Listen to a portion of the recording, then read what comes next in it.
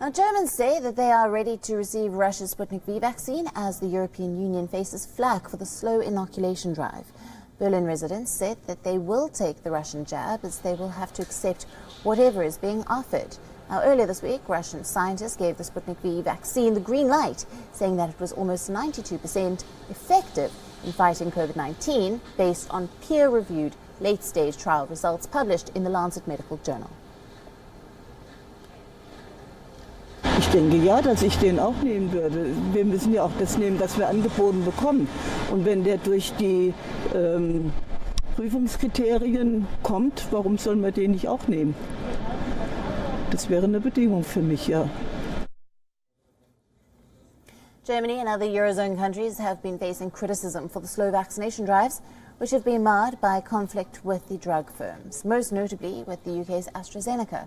Now, the bloc is far behind in vaccination drives when compared to countries like the US.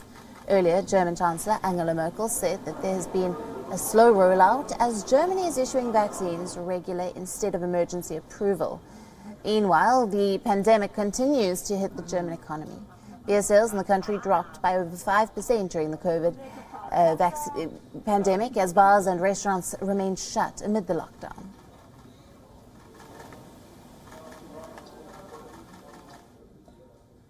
Our correspondent, Chelsea Delaney, joins us from Berlin. Thanks for being with us, Chelsea. Now, as the European Union continues to confront a shortage of vaccines, some are calling for the bloc to consider using Russia's Sputnik V vaccine to help to increase supply. The EU-Russia relations are strained. How likely is this move? Well, this is a question that's obviously on everyone's mind, especially today, because the EU's top diplomat is actually in Moscow right now meeting with Russian politicians. And the comments that we've been getting are really quite negative. The EU diplomat said that this is really the lowest point in EU-Russia relations in the most recent history. And they've indicated that there are a lot of outstanding issues between the two, especially after the jailing of Russia critic Alexei Navalny earlier this week. His prison sentence was handed down, and that's led to a big outpouring of criticism from the EU. So there are a lot of really challenging diplomatic and political issues between the two. But as you mentioned, the vaccine rollout here is also a bit of a scandal. There has been a lot of problems. There is a massive shortfall of available vaccines. And as a result, the EU is vaccinating at a much slower pace than had been hoped for. Only about 2%, 2.5% of the European population has been vaccinated so far. And that's far below the rates we've seen, for example, in the UK, where about 15% of the population has been vaccinated. So the EU is under an enormous amount of pressure to find more vaccines. Now, the Sputnik vaccine has emerged as a potential source of more doses for the EU. That vaccine had been seen as a bit risky because of how fast it was developed. There was a lot of skepticism of it, but after we saw the release of results from clinical trials in a very well-respected medical journal earlier this week that has eased some concerns about the safety of that vaccine. So we have seen, as you mentioned, Angela Merkel here in Germany and other EU politicians as well, saying that even though we do have political differences with Russia, what's needed now is vaccines, and that's one area where we could be getting them. Right. Chelsea, many wealthy countries like Germany have pledged to help to provide vaccines for poorer countries through efforts like the World Health Organization's COVAX program. Now, will the production delays that we're seeing in the world's richest countries impact on how fast the vaccines reach the rest of the world, including the poorer countries? Many public health officials do fear that the production delays we're seeing in places like Germany and the U.S. Will filter through to the rest of the world. And if right now, even a country like Germany is having trouble getting enough doses, it likely means that others will struggle more.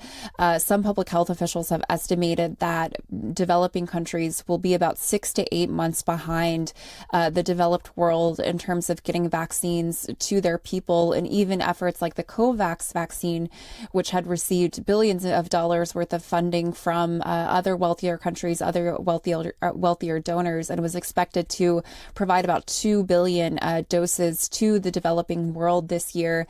They haven't started on the vaccine campaign yet, so they're definitely running a lot farther behind. As well, there's the question of whether countries have set up infrastructure. Some of these vaccines require very complicated technology in, for example, the sub-zero freezers for things like the BioNTech vaccine. So there definitely is a major production and a major logistical challenge in developing countries. And if it's going to take 6-7 more months for the majority of European citizens, the majority of American citizens to get vaccinated, it's likely that will take even longer for the rest of the world to be catching up. Right. Chelsea, the pandemic has hit German beer sales too. The sales fell more than 5% last year in a somewhat beer-obsessed country. Tell us more about this.